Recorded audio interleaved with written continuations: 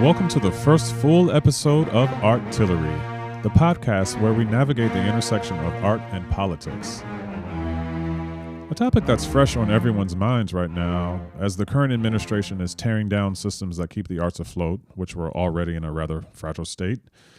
I mean, keeping them from funding, not to mention the proverbial knee that is on the neck of DEI initiatives. And by the way, let us remember that they don't exist to exclude anyone, but rather are implemented so that everyone is sure to be included.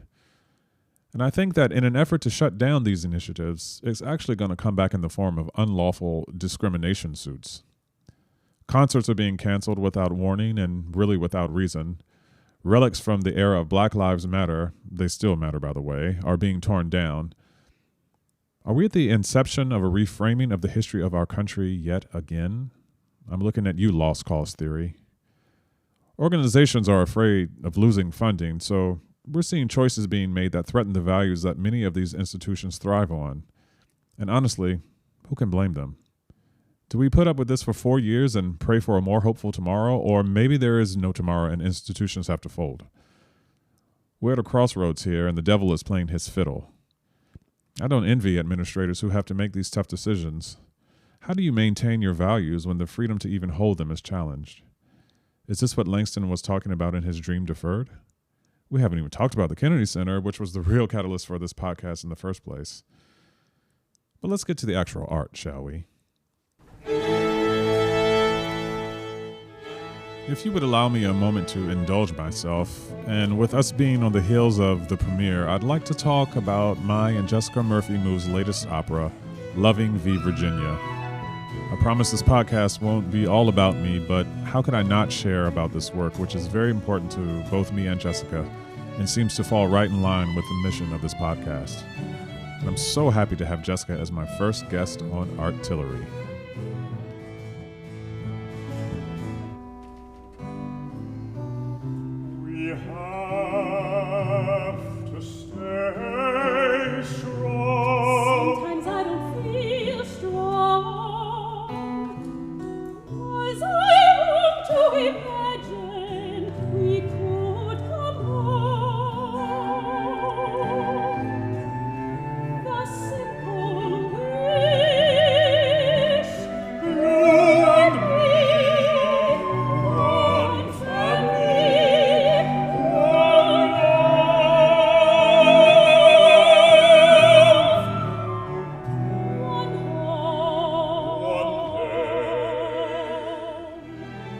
You know, having grown up in Virginia, I was familiar enough with the famous case, but I can't remember where I first learned about it.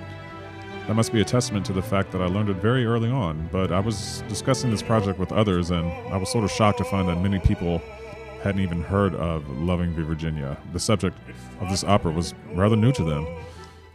So let me give you a little background, just in case you don't know about it. Richard Loving and Mildred Jeter were an interracial couple who were married in Washington, D.C. in 1958. Richard and Mildred lived in Virginia, but at that time they were not able to legally get married in the Commonwealth because marriage between a man and a woman of different races, namely black and white, was illegal. It was a violation of Virginia's Racial Integrity Act of 1924. In 1959, the awful Judge Leon Bazille sentenced them to prison, but suspended the sentence if they left Virginia for 25 years. Richard Perry Loving and Mildred Jeter, appellants versus Virginia. They moved to D.C. but would sneak back home at the risk of being thrown back in jail. They appealed their case in the Virginia Supreme Court, but the original sentence was upheld. Mr. Chief Justice, may it please the court. They eventually appealed in the U.S. Supreme Court, where their case was defended by two ACLU lawyers, Phil Hirschkopf and Bernard Cohen, and unanimously decided a whole 9 years later, in 1967, on June the 12th, which is now known as Loving Day. The court ruled that laws banning interracial marriage were deemed unconstitutional and were racist. Now that's the Cliff Notes version, because I want to bring Jessica in to talk more about the case and about the project. Here we are. Thanks for being my first guest on the show. I didn't know I was the first. That's Yeah, awesome. you're the absolute first. So patience. It's only going to go up from here, Damien. How are you feeling today? We're a week out. We are a week out. I should say at the time of the taping of this show, we are a week out. Right, from the premiere of Loving versus Virginia. Yeah. And yeah, I'm kind of walking around on air, a little floaty. How I am are you too. feeling? Yeah, I got right out of bed this morning and was like ready to go and conquer the day. So I hope to keep this energy throughout that long week and all that stuff. So we'll see what happens. I know. It's very exciting. It's so exciting. All the 4 years of working on this, and we get to, in a lot of ways, sit back and sort of delight in the artistry of our friends. Absolutely. You know? I mean, the joy is to pass it along, right? And we've done our jobs, and now everybody else has to do their job, and that's how the magic happens. Yeah. Yeah, they bring their full selves to it, and their full imagination, and the fun part too is I always learn new things. I always see it in a new way when we'll see Denise's vision for it. And the story will come to life in a really new way. Yeah. So that I just love that. It's really exciting. Yeah, I agree. I'm actually thinking about it being over and being sad already. I know. But there'll be other performances. So yeah, I know. Anyway, so the point of this podcast is to talk about the intersection of art and politics. And the first episode is about Loving v. Virginia, since we're kind of on the heels of the premiere. But I thought it'd be cool to talk to you a little bit about, Loving versus Virginia, but also not. In fact, my first question is not related to Loving versus Virginia, and it has to do with the fact that your other two operas also sort of talk about social justice issues and civil rights and things like this, American Dream and Earth to Kinsey. Is this something that is a part of your own artistic philosophy, or is this something that accidentally came about? It really, it is the kind of art that I'm drawn to, and I think opera is really suited to it. I don't know. I always feel like if my blood starts to boil about some kind of issue, there's emotion there, right? And that's what music can. That's where music can shine. That's where you can tell a story through music. And I think that's also where we can kind of find a new access point. I think that's what's great about opera and about music. I think we can read about all kinds of injustice in the newspaper and just feel maybe despair. I don't know. That's sort of what I tend to feel when I read the news these days and so much of the time. But I don't know. Music can kind of move you in a different way and slow you down, and it really makes you think about I don't know, the human possibilities and the human decisions, the small decisions that actually can be really big if we just make one small act. So yeah, I think action and being an active and engaged citizen and caring about the human family and caring about people who are vulnerable is something I'm deeply passionate about. So I'm always going to be drawn to stories that have something to do with that. Yeah, and this is a good segue to my next question. Loving Virginia is very personal to you. And I remember when I first asked you to write this piece, you had to take a few moments to think about if you were the right person to write this. And I have to say, I really appreciated that gesture, even though I knew that you were 100% the right person to do this. But it's such a personal story to you. And so my question revolves around the fact that since this is so personal and since you are living this life, and you are sort of the product of Richard and Mildred's bravery, um, being in an interracial marriage. How much of that influenced the libretto that you wrote? Were you able to separate the two? I mean, probably not. I mean, but you answer the question, but I cannot help but think that, this is not a story where we're writing about people living on Venus. There's like a little bit of separation between, living on Venus and us being human beings, right? But in this one, you are living the story. So how much of it influenced how you wrote the libretto? I mean, it influenced the whole thing. I think I've said to people, the personal and the professional are just in lockstep with this project in so many ways, and really for so many on the team, really. But yeah, I think because I feel a very concrete, real debt to Richard and Mildred Loving. Of course, they didn't know me, but their actions, they stood up for themselves, and they stood up for my own family to exist. And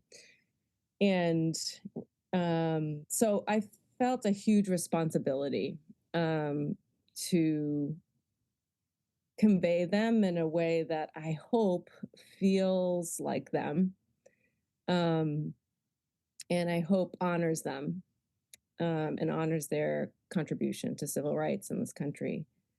I think we need to know our history. I sometimes I think Americans aren't the best at knowing history, Mm-hmm.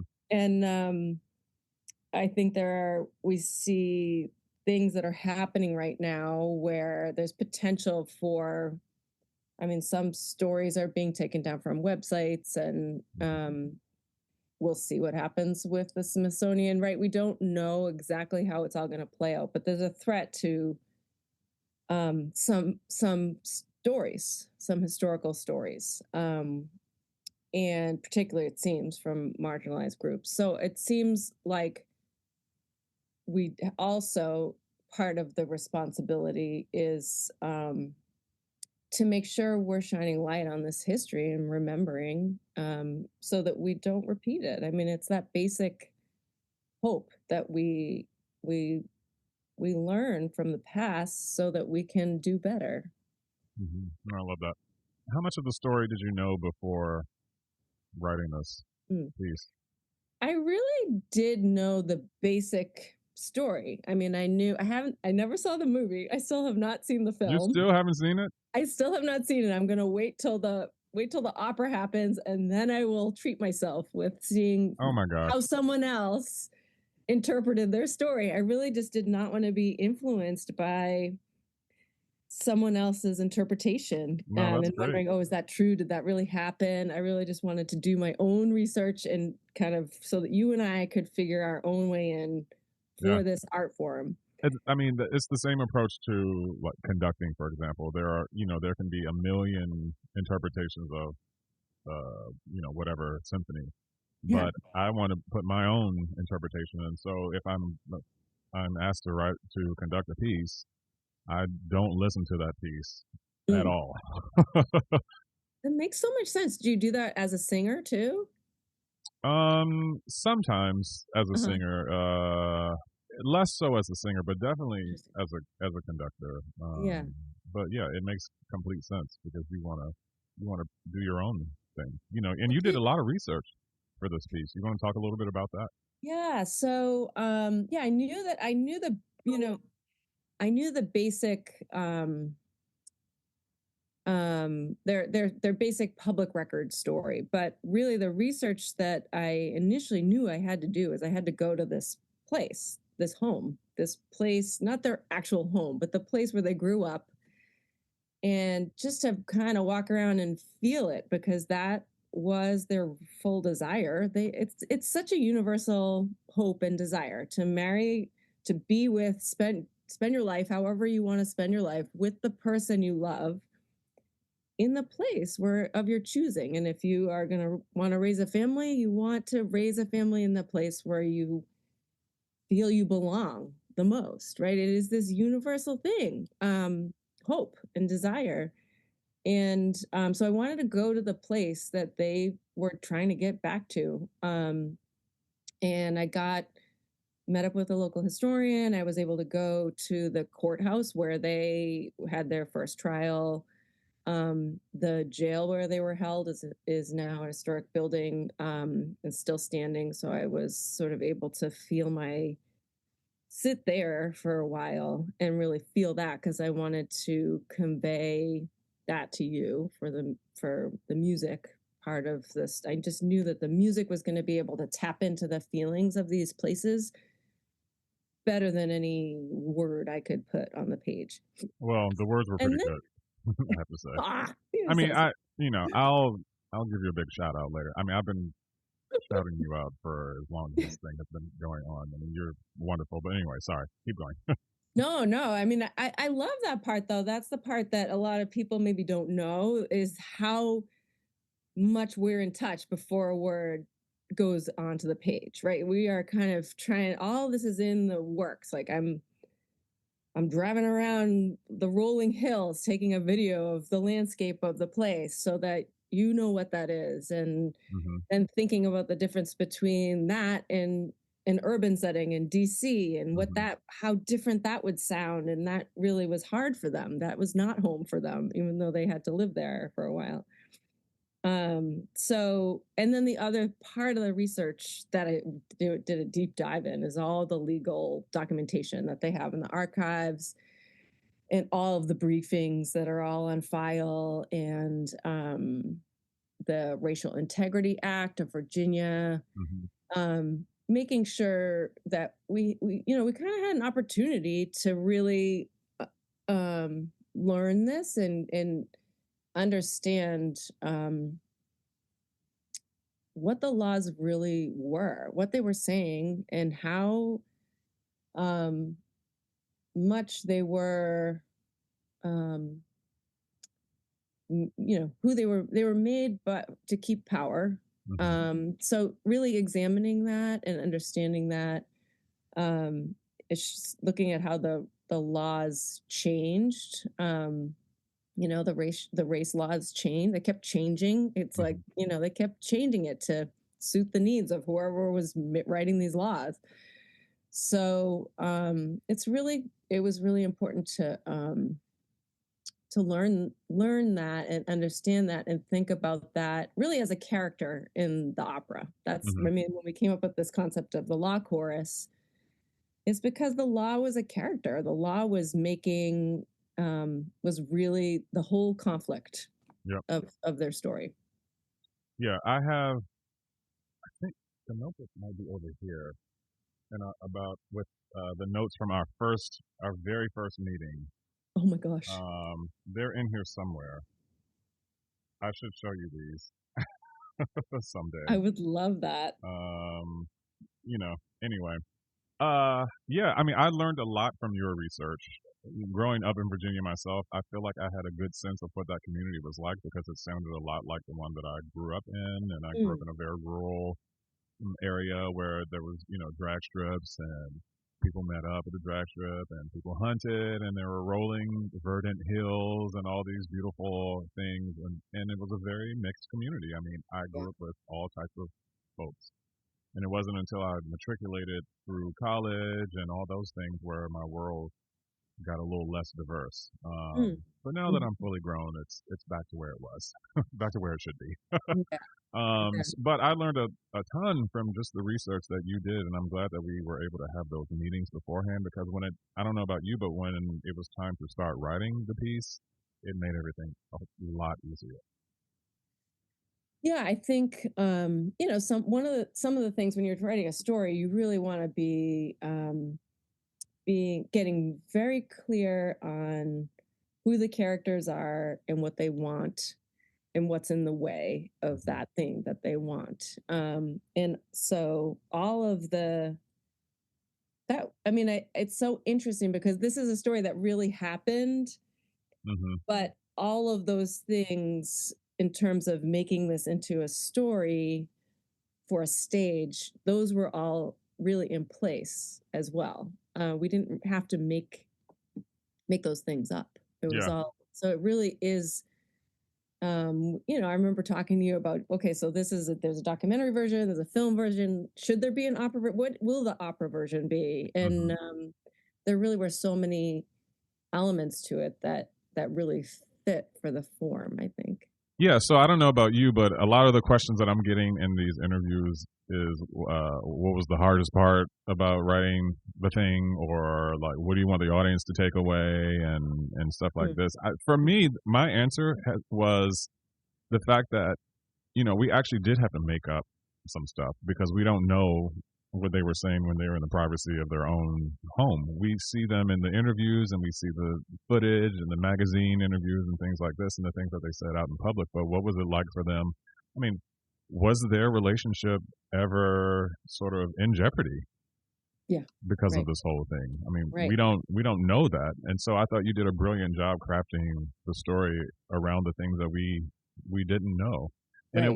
it wasn't in a way that is very forceful or preachy or puts things in people's, but it was a very natural and easy. I don't know if it was easy to come up with it, but the way that it comes off on the page, it just seemed very natural, and it was very much akin to how Richard and Mildred were as human beings. Yeah, I mean, I think that's an interesting thing too, to say what was the hardest part, because I think in some ways those are the parts that we could imagine. So there was the most maybe creativity in those moments. But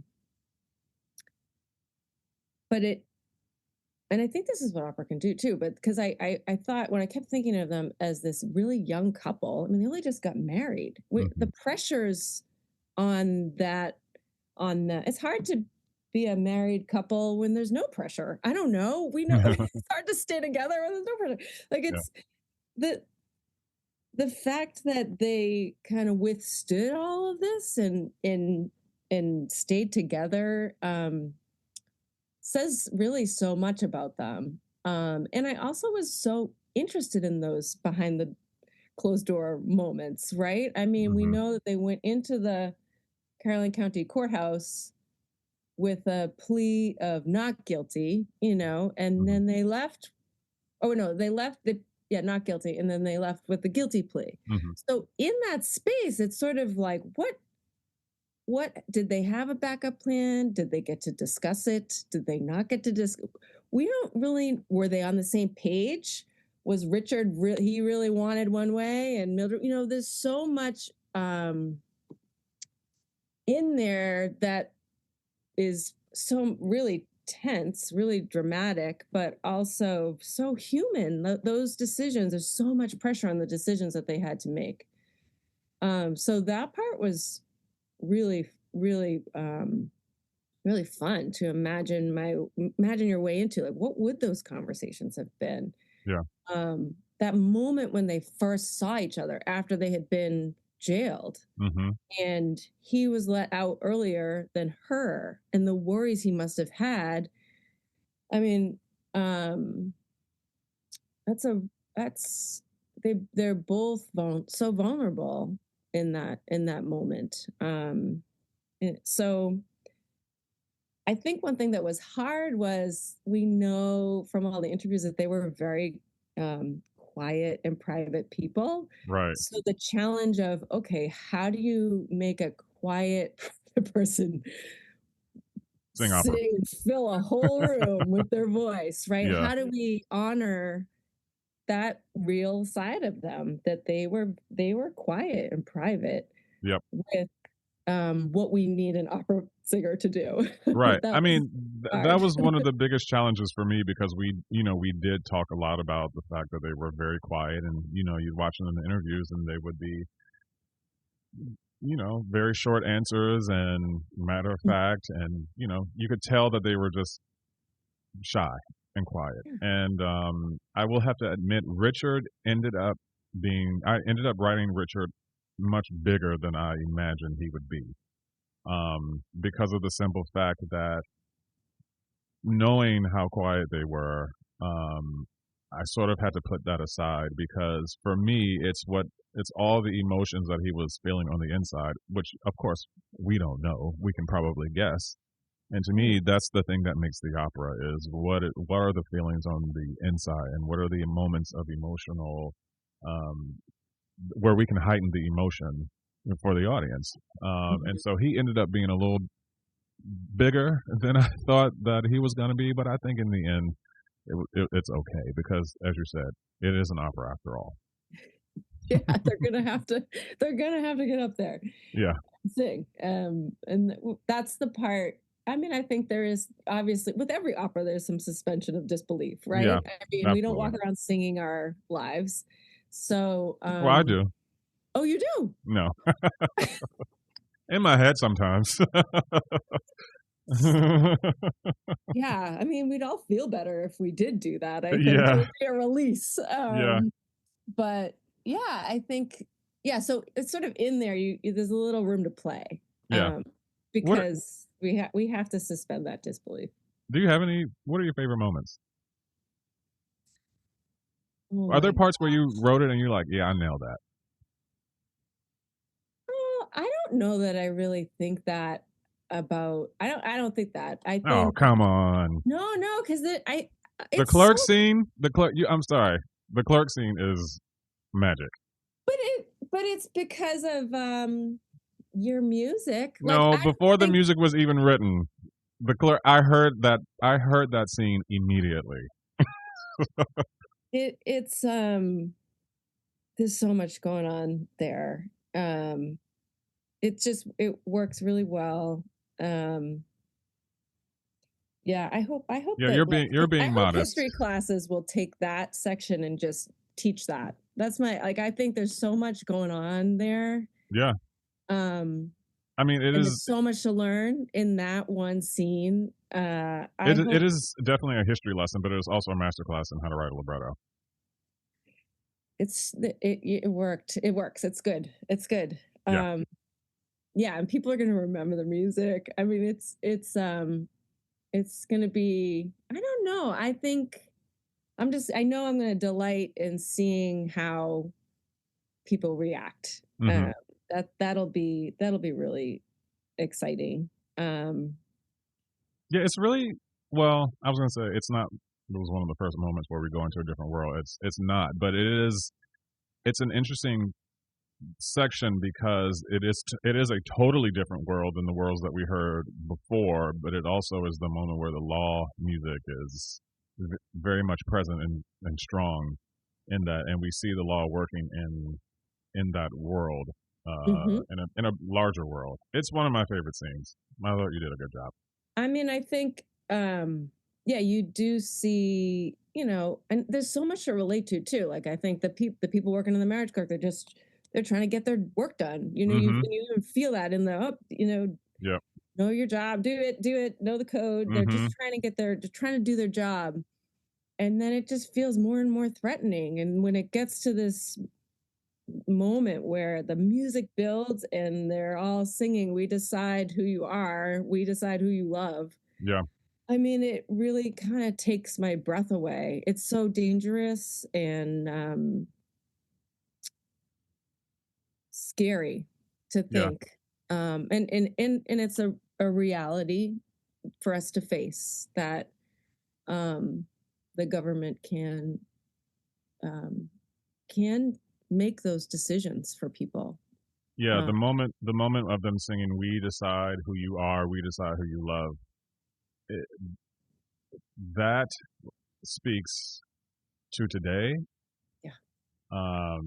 It spoke to then, and however long it's gonna speak, it is one of the most powerful moments in the show.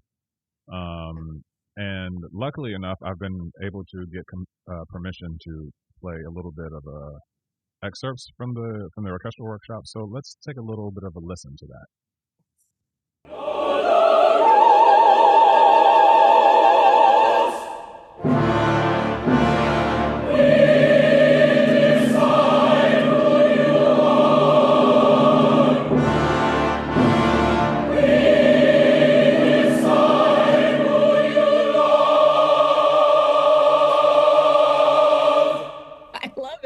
Are there other favorite parts for you? I think one part that really it works on a lot of different levels, and I feel like I heard it when I heard the music for the first time. Is in the courthouse, and there's this moment where it's an internal moment. It's this moment when they're working out. We've come in here with a not guilty. We might have to change our plea. How do we work this out? And they're singing together. It's a duet, but it's very internal. They're both kind of working it through, and the stage freezes, and it's all on them. And you made the decision to make it a moment that is an a cappella moment. So in this moment, when they are very vulnerable, they don't have the law supporting them. They don't have anything supporting them in their lives. The singers also don't have the orchestra supporting them. And it's such a powerful moment of musical storytelling. That's how music can tell this story in a different way. I sometimes have people say, like this, I've had with An American Dream, the first one that I wrote. That was a friend comes and it's their first opera they've ever seen. And they ask a lot of questions like, do I need to study anything? Do I need to know anything ahead of time? And I'm always like, no, you don't have to know anything. You just have to come in with an open heart, like feel the music. You have a beating heart. And if you like music and you like stories, it should work. The music should make you feel something. Absolutely. And this feels like a moment where, intellectually we can say what's going on, but you in the audience, you just feel that. You feel their voices alone on that stage in this moment. They were alone. No one was taking care of them. I mean, I think even their lawyer, he was representing them. That is good. They had some representation, but why in the world was there no appeal? For heaven's sake, they got banished, and then all these years went by. No one suggested that they appeal this, decision, which made it really hard for the ACLU lawyers to get it back in the system. But they were alone. They were facing this alone. Yeah, let's take a listen to it. Here's what I know, she can't go back there. Don't let them send me back. Follow the lawyer's advice. I don't know. There's so many moments, though. I mean, there's a lot of moments that you could use this. You could talk about this moment too, when Mildred is in the jail cell alone. The music that you wrote in that moment is so kind of claustrophobic, but also disorienting and almost like and horrifying. There's so much going on there that her whole world was turned upside down. And you that's another moment where you feel that in music. Well, definitely musically, tonality is in question here. Lots of things are in question in terms of what's in the characters' minds, and so I wanted it to feel absolutely different. I wanted to have a creepy quality to it. I wanted the audience to feel like she was all by herself, just with her thoughts, and the orchestra responds to the words if you listen very carefully, and that's one of my favorite moments, I would say, as well. I do think your question about what do you want audiences to take away is such an interesting question. It's a hard question. I don't have any I want them to take away whatever they take away. That's what I think too. There's 100 million takeaways, right? It depends on who you are and where you are and what. Yeah, and then we're lucky we get to see it a bunch of Yeah. times in the next few weeks. And I know that every performance, something new my heart will kind of feel a different moment. Yeah. And I'll be thinking about it in a new way. And so I love the opportunity to slow down and really feel it and hear it. But Yeah, I agree. I wonder. yeah, I don't know. I don't know what to say to that I don't. question. I don't either. I've been answering it in different ways. I always say, empathy is something that be nice for everybody to walk away with, but at the end of the day, I can't tell people how to feel, and I think it actually Yeah. puts too much responsibility. I'm not out Yeah. here with an agenda necessarily. I think people are going to have their own experience based on their backgrounds and the way that they go about the world and things like this, and so I think that Yeah. that's going to inform a lot of how Yeah. what they come away with. Yeah. Yeah. I totally agree. I mean, I know I've been thinking about a lot of things because of working on this opera. I mean, I think it's kind of easy to feel like, oh, I'm only one person.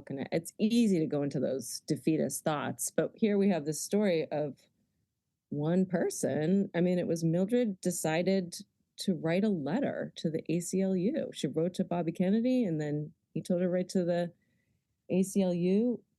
So she used her voice. And yeah, she wrote this letter, and essentially, they didn't have any power or influence or whatever. She was one person who wrote one letter, and she used her voice. And it's amazing to think about the impact of that act. And so it's really encouraging in a time when you might feel overwhelmed. I have definitely felt overwhelmed of late, but I feel encouraged by this story um, to stand up and use my voice. You don't know what the impact of that will be. Maybe it won't do anything, but maybe it'll actually do a lot. And 60 years down the line, a whole lot of people will be the benefit. Will know the benefits because of that act. We don't know. Yeah. So it's if anything, this piece is a tool for education as well. So many people don't know about this case. And I think that's another thing that when I get asked that question, people can walk away a little bit more educated. Yeah. I think that's true. So, I think we have to know our history. Keep thinking it's a Virginia story, but it's an American story. Absolutely. This is American history, and we need to shed light on these stories. We need to know our history, the good and the bad.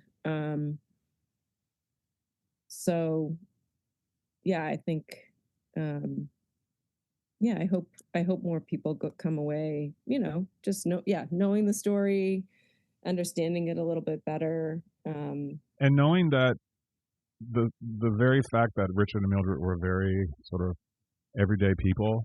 I say this a lot, and they caused this huge change, and the power of the vote is mighty, and people say, oh, my vote doesn't count and all this stuff. Actually, individuals very much count. And so for me, one of my takeaways is that the power of the everyday American can affect change. Yes. They weren't activists, right? No. Like we know this was their act that they made, and it has changed lives. Yeah. So we need to be. I think I'm just thinking a lot about how I need to be ready to do that myself. Ready to if there's an occasion where I should use my voice and stand up with courage. I think they had a lot of courage. Then it's my responsibility to do that. Well, you are definitely doing it through your art. You are using your art as a weapon. The tagline for Artillery, this little podcast I decided to start.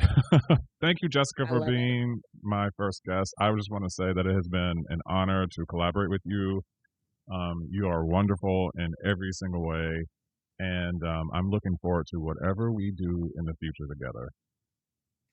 Me too. Oh, I mean, it's all right back at you. It's been a total delight and inspiration, really, to work with you. I just have said to people that, there's just total trust and respect there.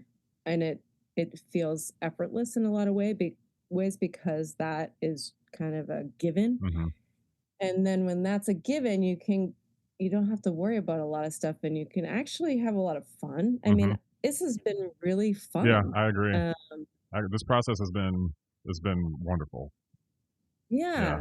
And I think there's so much to that with maybe facing looking at a hard truth. When you're looking at the hard truths or you're making something new that's hard, or facing a hard time, remembering that there can be joy in addition to the hard stuff. I think the joy kind of with collaborators with a group keeps you going through what might be hard. So and now we get to celebrate. And we're gonna get to celebrate a lot. I don't drink, but I might have a little champagne that day.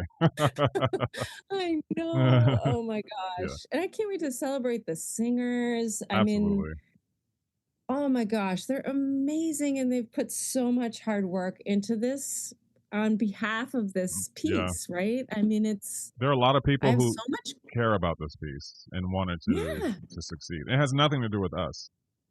No, I have so much gratitude. Like I feel immense gratitude to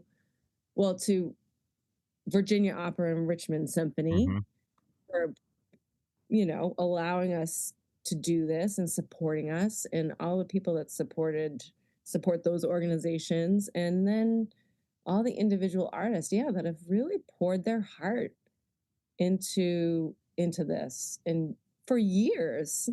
Some have been with us since the very first libretto workshop, and now they're singing in it. I got an email from Matt Gold, who's the librarian for Richmond Symphony. He plays bass in the orchestra as well, and he said, "Thanks for bringing this piece to life." And I said, "Well, actually, you're the one who's bringing it to life, so thank you." I know. It's really humbling in a lot of ways. I just feel so lucky to be part of it. Yeah, me too. Thanks, Jessica. Thank you. At the time of this recording, Loving v. Virginia was about a week out from its premiere, so I'll be sure to let you know how it goes. But I want to make sure that I thank the people that you heard in this podcast. First of all, to Jessica Murphy Moo, my librettist. Also to the Richmond Symphony, the Virginia Opera Chorus. In the role of Mildred Loving, you heard Flora Hawk. And in the role of Richard Loving, you heard Jonathan Mickey. Adam Turner was conductor.